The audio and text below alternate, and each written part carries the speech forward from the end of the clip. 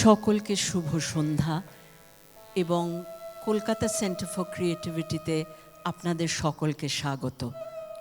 আজকে রবীন্দ্র জয়ন্তীর প্রাক্কালে আমরা কলকাতা সেন্টার ফর ক্রিয়েটিভিটিতে দুদিনব্যাপী অনুষ্ঠানের এই বছর থেকে সূচনা করেছি। একটু বলা প্রয়োজন যে আজ সকালে পাঠভবনের বাচ্চারা, কলকাতার পাঠভবন, বিশ্বভারতীর নয়, প্রায় 70টি বাচ্চা এখানে খুব সুন্দর একটি অনুষ্ঠান পরিবেশন করে গেছে এবং আমরা সত্যি তাতে আপ্লুত এবং অভিভূত, কারণ আগামী প্রজন্মর হাত ধরেই আমাদের এগোতে হবে। আজ সন্ধ্যায় আমাদের ডালি একেবারে পরিপূর্ণ। এই সন্ধ্যাটা 3 ভাগে বিভক্ত। প্রথম অংশটিতে পরশান্তি, তাতে আমরা খুব খুশি যে আমাদের ডাকে সাড়া দিয়ে assistant professor of comparative literature বিশ্বভারতীর শ্রী ধীমান ভট্টাচার্য আজ এখানে উপস্থিত এবং ধীমানের সঙ্গে আজকে সঙ্গত করবে সৌগত মুর্মু। একটাই কথা বারবার মনে আসছে, তাই আপনাদের সঙ্গে সেটা আমি না বলে পারছি না।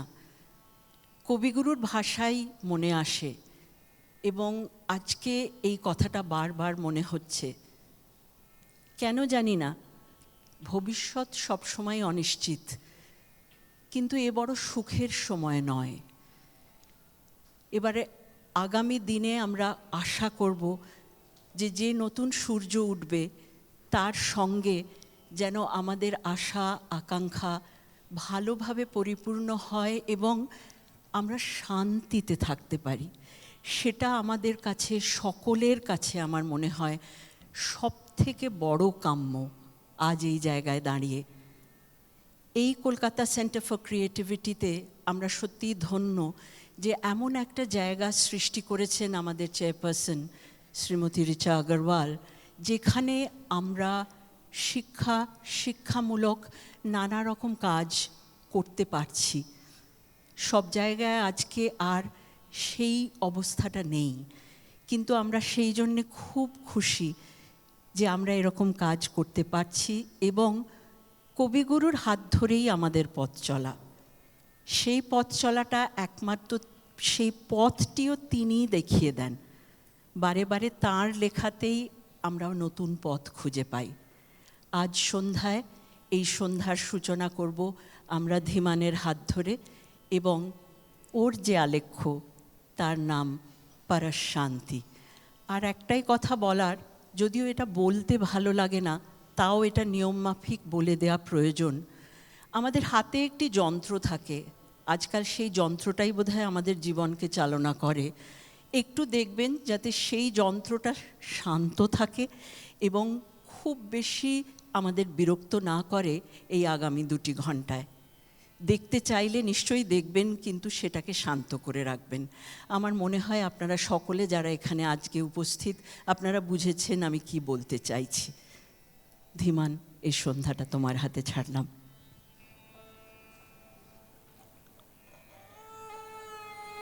নমস্কার।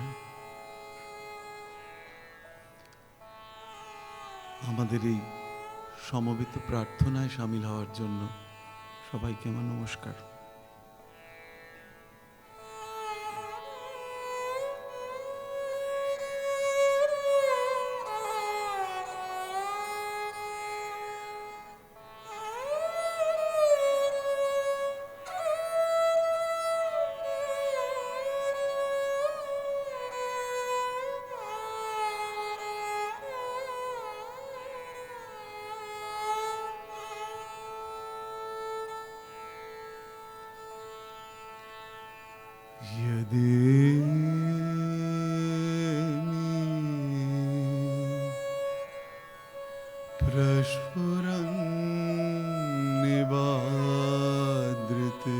প্রস্ফুরন্নিবাদৃতির্নাদ মাতো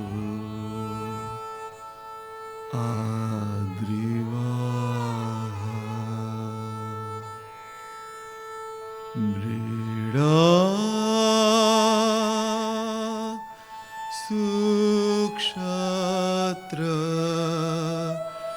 मृरया यदेमि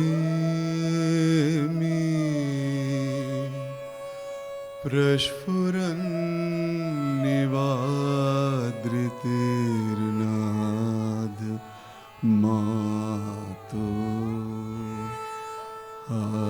आद्रिवाः मृडा सुक्षात्र मृरया यदेमि कृत्वा समहदीनता प्रदीपं जगमासुचे कृत्वा समहदीनता मृडा सुक्षात्र मृरया यदेमि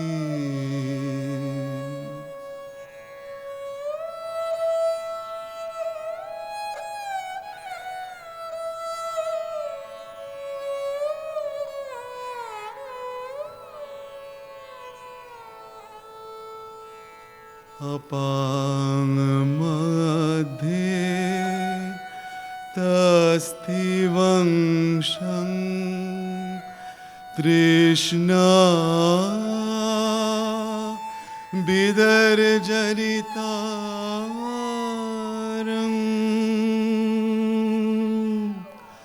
अपां मध्ये तस्तिवंशं तृष्णा बिदर्जरितारम्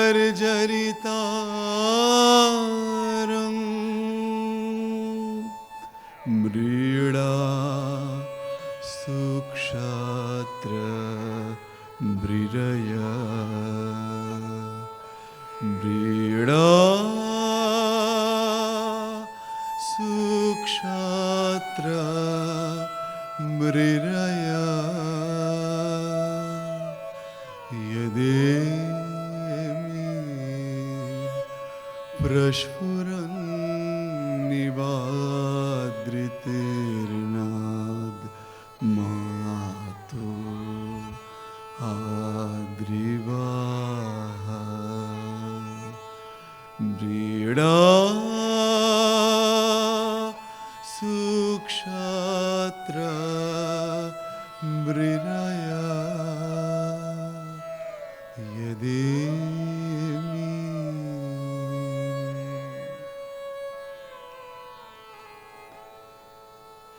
হে আয়ুধবান বরুণ, আমি তোমার কাছে বায়ুপূরিত চর্মপাত্রের ন্যায় কম্পিত হইতে হইতে আসিতেছি। হে শক্তিমান, আমার প্রতি সদয় হও, আমাকে ক্ষমা করো। হে ঐশ্বর্যশালী, হে পবিত্র, আমি যাহা কর্তব্য তাহার বিপরীত পথে গিয়াছি।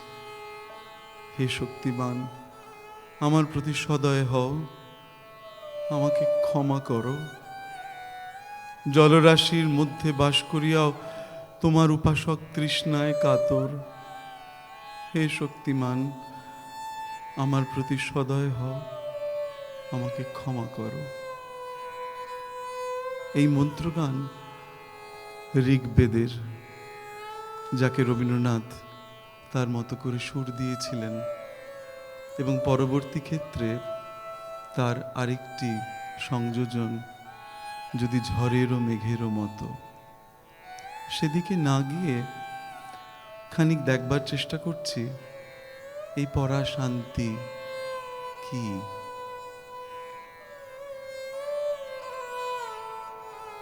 সুবিধার্থে সবার বোঝার স্বার্থে চেষ্টা করব দুভাষায় কথা বলার।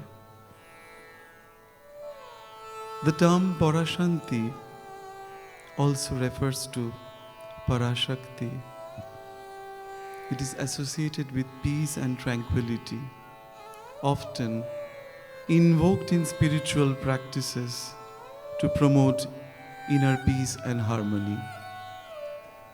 As in the teachings of Rabindranath, understanding the true societal needs is essential to bring about the overall development of the nation. The truthful identity of the confluence of cultures and the sustained effort to advance development, which is aligned with Rabindranath's vision of strengthening the fundamental conditions for world peace by establishing free communication of ideas.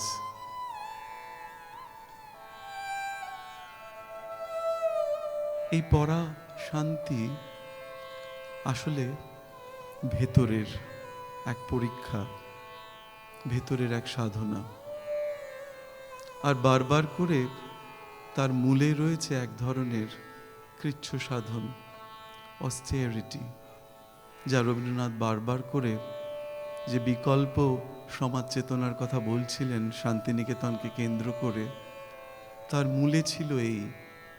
তিনি সকল ছাত্র শিক্ষক সবাইকে বোঝাবার চেষ্টা করছিলেন যে আসলে ওই অল্প, ওই সংযম, আসলে ভেতরে শান্ত না হলে কোনোভাবেই সমাজ শান্ত হতে পারে না। আর এই সমাজ আসলে সোসাইটি নয়, এক নিজস্ব একান্ত আপন প্রচেষ্টার মাধ্যমে তার দিকে পৌঁছানোর চেষ্টা করা যায়। তাই রবীন্দ্রনাথ হয়তো ভাবছেন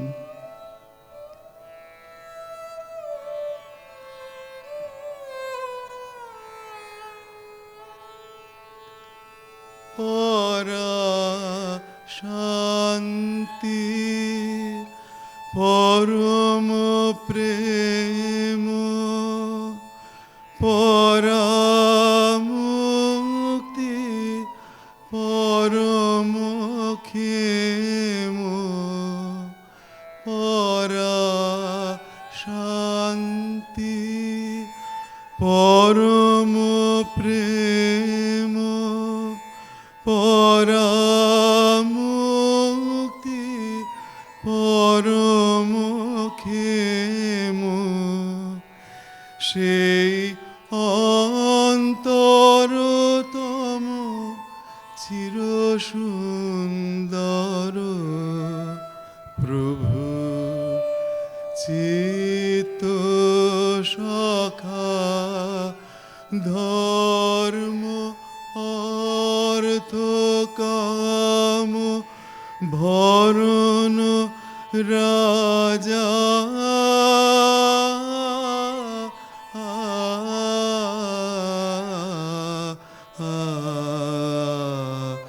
নিয়ত শরণ আজি মম মন চাহে যে মন বন্ধুরে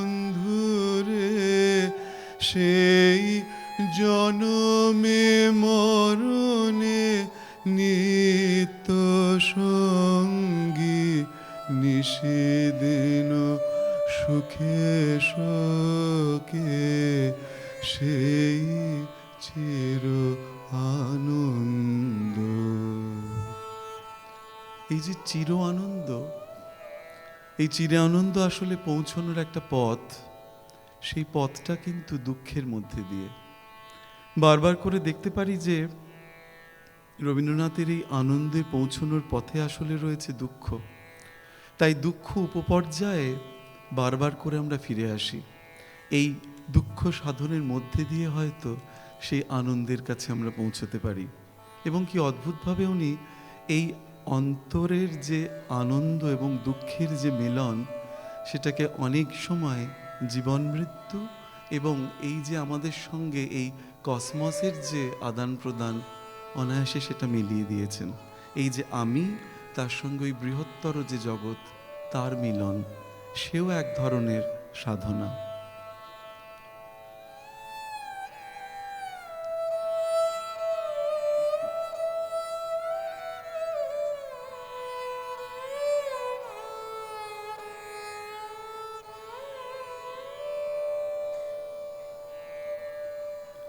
ধ্রুবজ্যোতি সে নয়ন জাগে যেথা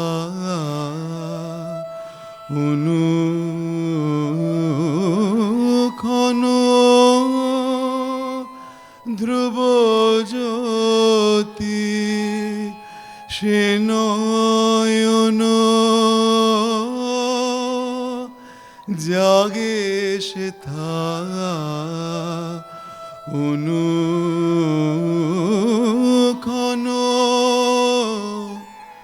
সংসারের মেঘে বুঝি দৃষ্টি ঢেকেছে অনিমেষ আখি সে কে দেখেছে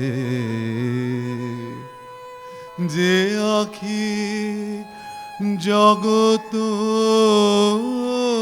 পানে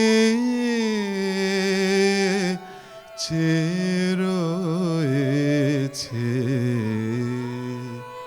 অনিমেষ আখি।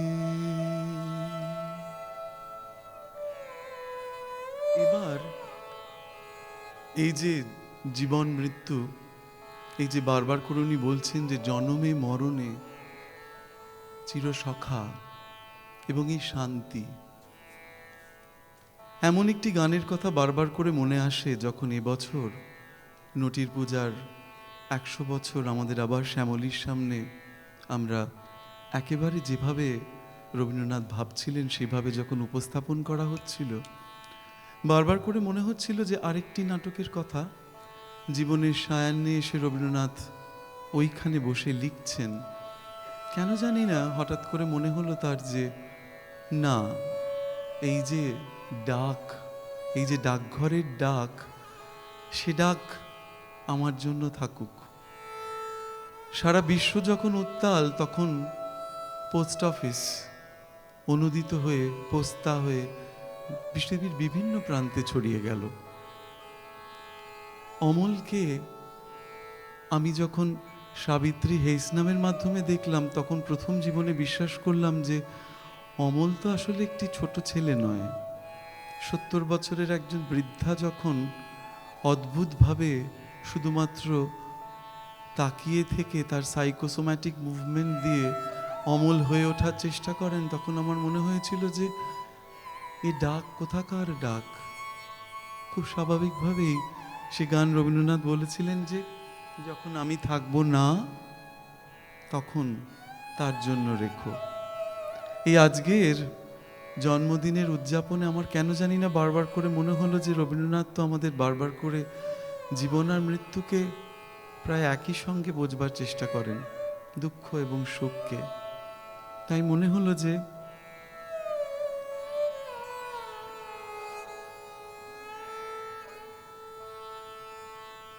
তুমি হবে চিরসাথী,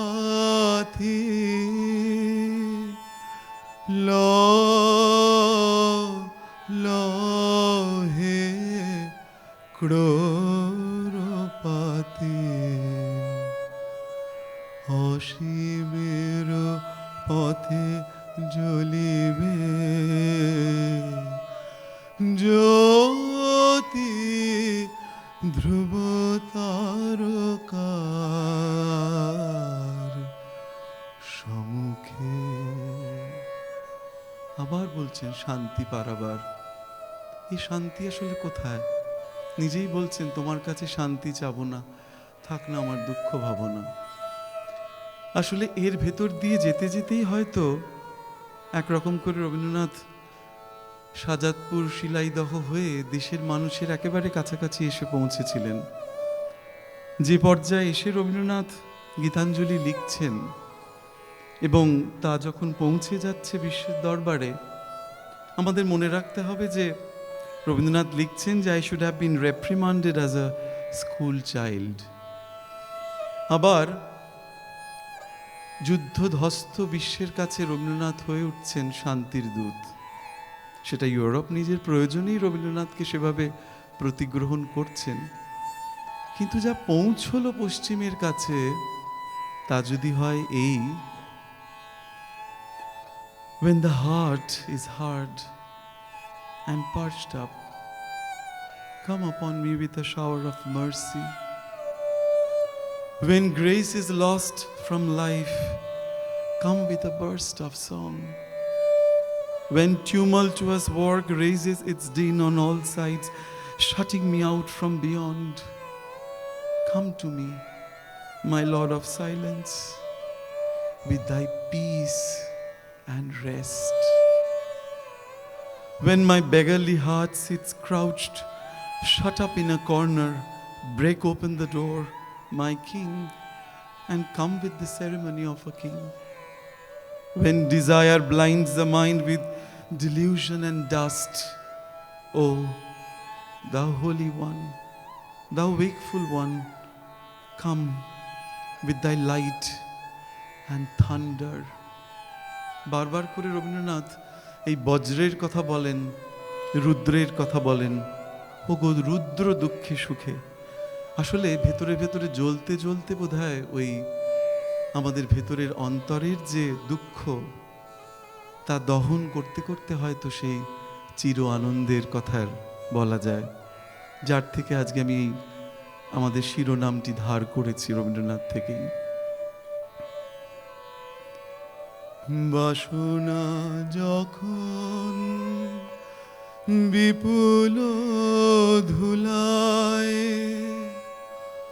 অন্ধ করিয়া অবোধে ভুলায়, বাসনা যখন বিপুল ধুলায় অন্ধ করিয়া অবোধে ভুলায়, ওহে পবিত্র ওহে অনিদ্র রুদ্র আলোকে এসো। কথিত আছে যে মহাত্মা যখন এসেছেন শান্তিনিকেতনে, রবীন্দ্রনাথ তখন ছিলেন না, যাকে কেন্দ্র করে আজ অবধিও আমরা শান্তিনিকেতনে 10ই মার্চ গান্ধী পুণ্যাহ পালন করি। আসলে ওই স্বচ্ছতা অন্তরের স্বচ্ছতা, আসলে স্বচ্ছতাটা বাহিরের নয়, অন্তরের স্বচ্ছতাকে ধীরে ধীরে এগোতে এগোতে হয়তো কোথাও গিয়ে ওই গীতসুধা রসে এসো বলা যায়। ওই যে বললাম যে রবীন্দ্রনাথের সামগ্রিক যে শান্তির চেতনা, তার মধ্যে রয়েছে ওই মিউজিক্যাল সাবস্ট্র্যাটাম, যা আজকেও করে চলেছে। আসলে গভীর এই যে শান্তিনিকেতনকে কেন্দ্র করে যে চিন্তা রবীন্দ্রনাথের, তার মূলে রয়েছে আসলে একটা সুরসাধনা। এবং তার মধ্যে যে বারবার করে বলছি যে তার মধ্যে একটা অস্টেরিটি আছে। বারবার করে রবীন্দ্রনাথের কথা যখন পড়াতে যাই এখনকার ছাত্রদের, এই সময় জন্মেছি, জানি আধুনিক কালে জন্মেছি, বারবার করে আশ্রমের শিক্ষা পড়াতে গিয়ে মনে হয় আসলে সে শিক্ষা আমার শিক্ষা। উপকরণের আধিক্য থাকলে আসলে সে সাধনা হয় না। এবং তাই বোধহয় সুরুলে বসে রবীন্দ্রনাথ এটা বলছেন। এবং ওই যে বললাম যে দুঃখ, দুঃখে যখন মিলন হবে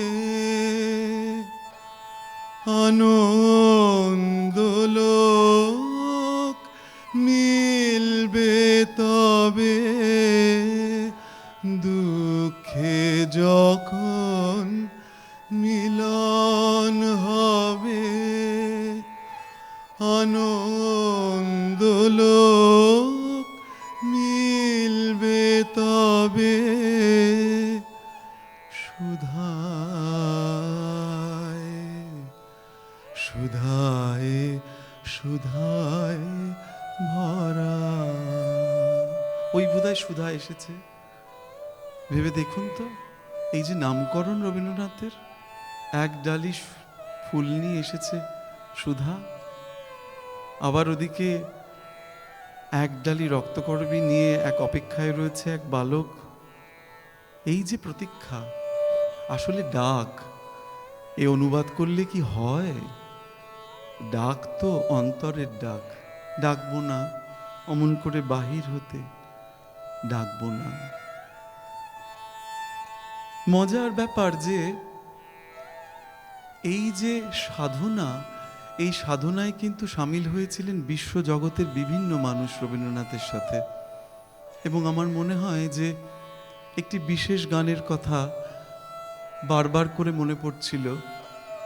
কিছুদিন আগে উদয়নবাড়িতে যখন বসে ইউনেস্কোর বিভিন্ন মানুষের কাছে একদল ডেলিগেটের সামনে গাইতে বলা হয়েছিল, ডাক পড়েছিল, খুব অবাক হয়ে গেছিলাম ভেবে যে একই গান গীতাঞ্জলিতেও ঠাঁই পেয়েছে, 50 নম্বর স্বরবিতান শেফালিতেও ঠাঁই পেয়েছে, আবার শারদোৎসবে রবীন্দ্রনাথ বারবার করে ছাত্রদের অনুরোধে রিড্রাফট করছেন শারদোৎসব, সেখানেও এই গান ঠাঁই পেয়েছে। তাহলে কি ওই যে সাধনা, এই যে বারবার করে নিজের ভেতর থেকে বাইরে দাঁড়ানো, বাহিরটাকে আবার অন্তরে করে নেওয়া, এর মধ্যে দিয়েই বোধহয় এক ধরনের ওই বিশ্বজগৎকে জানা, ওই যে অনিমেষ আঁখি, ধ্রুবজ্যোতি, গ্রহতারা, এই যে গ্রহতারা সব কিছু একটা ছন্দে চলেছে, তার মাঝখানে আমি দাঁড়িয়ে রয়েছি।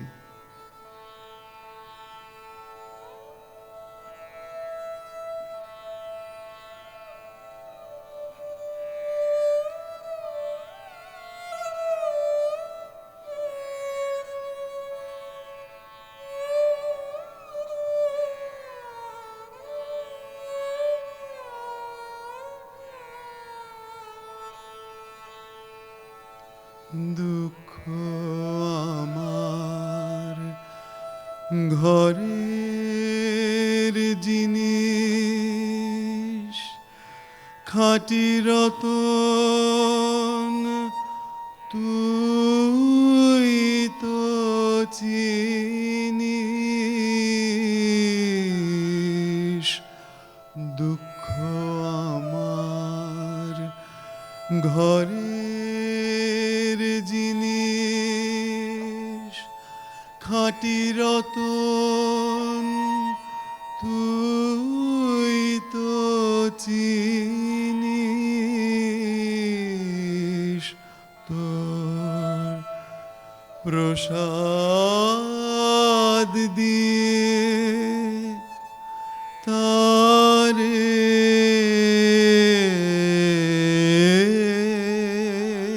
কিনিস।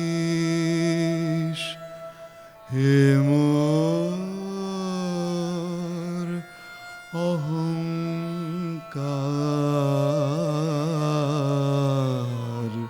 তোমার সোনার থালায় সাজাবো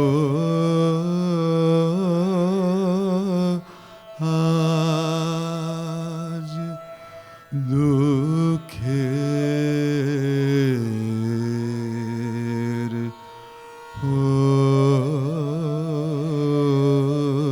অশ্রুধার।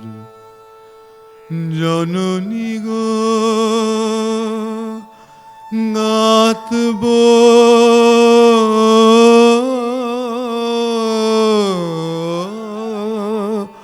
তোমার, জননী গো গাতবো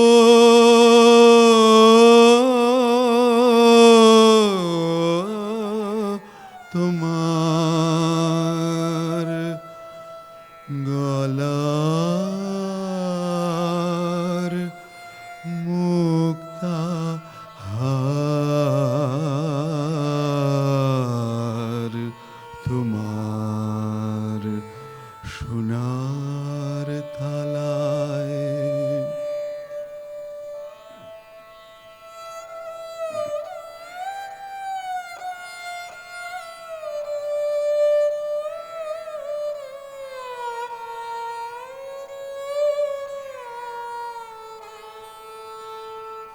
চন্দ্র সূর্য পায়ের কাছে মালা হয়ে জড়িয়ে আছে। চন্দ্র সূর্য পায়ের কাছে মালা হয়ে জড়িয়ে আছে। তোমার বুকে শোভা পাবে আমার দুঃখের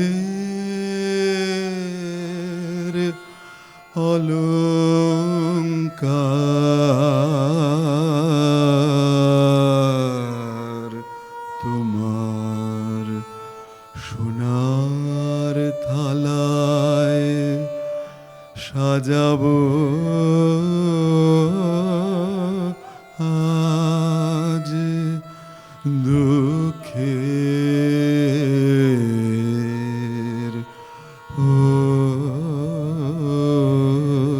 শ্রুধার।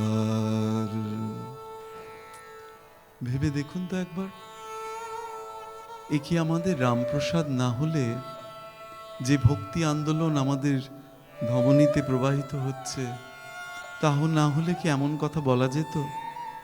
কিন্তু ভেবে দেখুন যে এ ভক্তি কি রকম ভাবে নিজেকে সম্পূর্ণভাবে নিবেদন করার ভক্তি, যেখানে ভক্তের হৃদয় যখন বিকশিত হয় এবং তার যখন বিকাশ হয়, তখন সে বলতে পারে যে দুঃখ আমার ঘরের জিনিস, খাঁটি রতন তুই তো চিনিস। তোর প্রসাদ দিয়ে তারে কিনিস। হে মোর অহংকার, তোমার সোনার থালায় সাজাবো আজ দুঃখের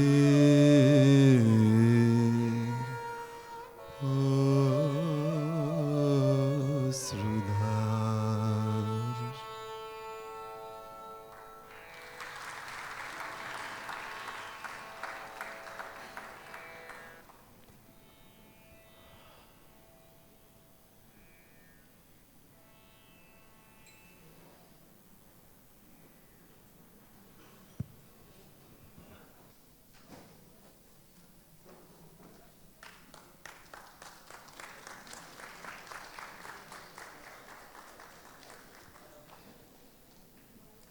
আমাদের এই ডাকে ধীমান যে সাড়া দিয়েছে, তাতে আমরা সত্যিই আজ পরিপূর্ণ।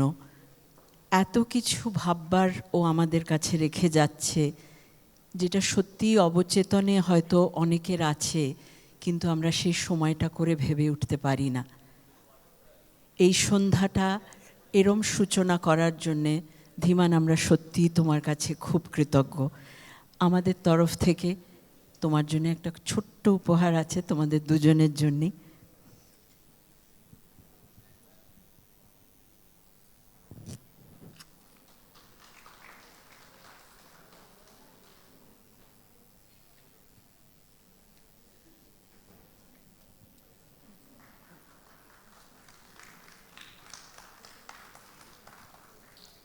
আমি প্রথমেই বলেছিলাম আমাদের এই সন্ধ্যাটা 3 ভাগে বিভক্ত। প্রথম অংশটি শেষ হলো, আমরা আপনাদের কাছে 2 থেকে 3 মিনিট চেয়ে নেব, আমরা এখানটা একটু অন্যরকমভাবে সাজিয়ে নেব, তো তাই জন্য আপনারা একটু সেই সময়টা আমাদের দেবেন।